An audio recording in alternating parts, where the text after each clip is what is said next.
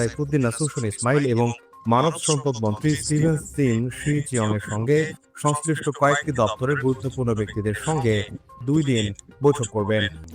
সমগ্র মালয়েশিয়ায় জনবল নিয়োগ দিচ্ছে প্রাণ মডার্ন ট্রেড। আগ্রহী প্রার্থীকে অবশ্যই আশা প্রকাশ করছেন এই বৈঠকের মাধ্যমে বন্ধ থাকা শ্রম বাজার চালু এবং মালয়েশিয়ায় থাকা অবৈধ প্রবাসীরা বৈধতার সুখবর পাবেন।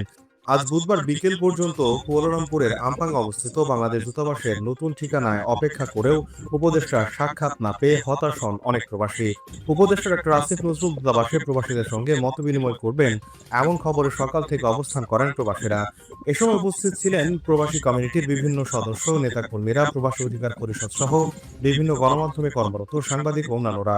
পরিশেষে তারা আশা করেন সফরের সুবিধামতো সময় উপদেষ্টা ডক্টর আসিফ নজরুল প্রবাসীদের সঙ্গে সরাসরি বসে তাদের সমস্যার কথা শুনবেন এবং পদক্ষেপ নেবেন।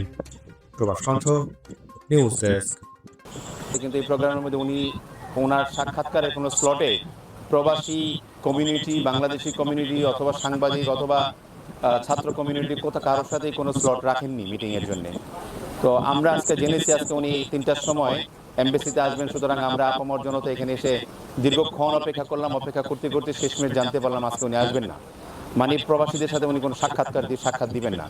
তো এটা অত্যন্ত বেদনার বিষয় যে প্রবাসীরা বাংলাদেশের অর্থনীতির চালিকা শক্তি হিসেবে তারা বলে থাকেন, ওনাদের জন্য তার কোনো সময় নেই।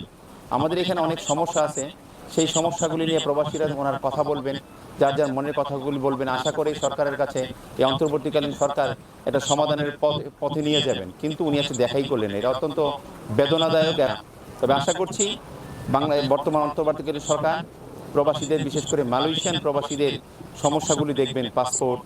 পাসপোর্ট সংক্রান্ত আর অন্যান্য সমস্যা আছে, এগুলো অতি শীঘ্রই এগুলি সমাধানের জন্য উদ্যোগী হবেন। আপনারা ইতিমধ্যে জেনেছেন যে মালয়েশিয়া শ্রম বাজার খুলবে। শ্রম বাজার নিয়ে যারা আমরা সিন্ডিকেট, বিভিন্ন ধরনের কথাবার্তা হচ্ছে, আমরা কোনো সিন্ডিকেট চাই না। আমরা যারা প্রবাসে আছি, আমরা অল্প টাকা বাংলাদেশ থেকে বিদেশে আসবো, আমরা এদেশে কাজ করে এদেশ থেকে রেমিটেন্স আমরা বাংলাদেশে পাঠাবো। যাদের রেমিটেন্সে বাংলাদেশ চলে, সেই রেমিটেন্স যোদ্ধাদের সাথে আজকে আমাদের এই আসিফ নজরুল সাহেব দেখা করলেন না, এটা আমাদের মনের ভিতরে একটা ক্ষোভ সৃষ্টি হয়েছে। এখনো সময় আছে।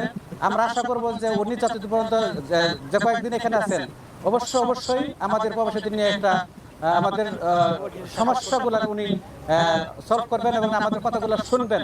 আপনারা জানেন এই স্কেল নামে এখানে একটা সিন্ডিকেট আছে। আমরা এখানে অনেক লোক, লক্ষ লক্ষ লোক অবহিত হয়ে গেছে একমাত্র পাসপোর্টের কারণে। পাসপোর্টের দূতাবাস পাসপোর্ট দিবে, এইটাই স্বাভাবিক, কিন্তু সেটা না দিয়ে এই স্কেল পাসপোর্ট দিচ্ছে। একটা পাসপোর্টের জন্য 6 মাস, 5 মাস, 7 মাস ঘুরতে হচ্ছে, বিলম্বনা শিকার হতে। পাসপোর্টের কারণে অনেক লোক অবহিত হয়ে যাচ্ছে।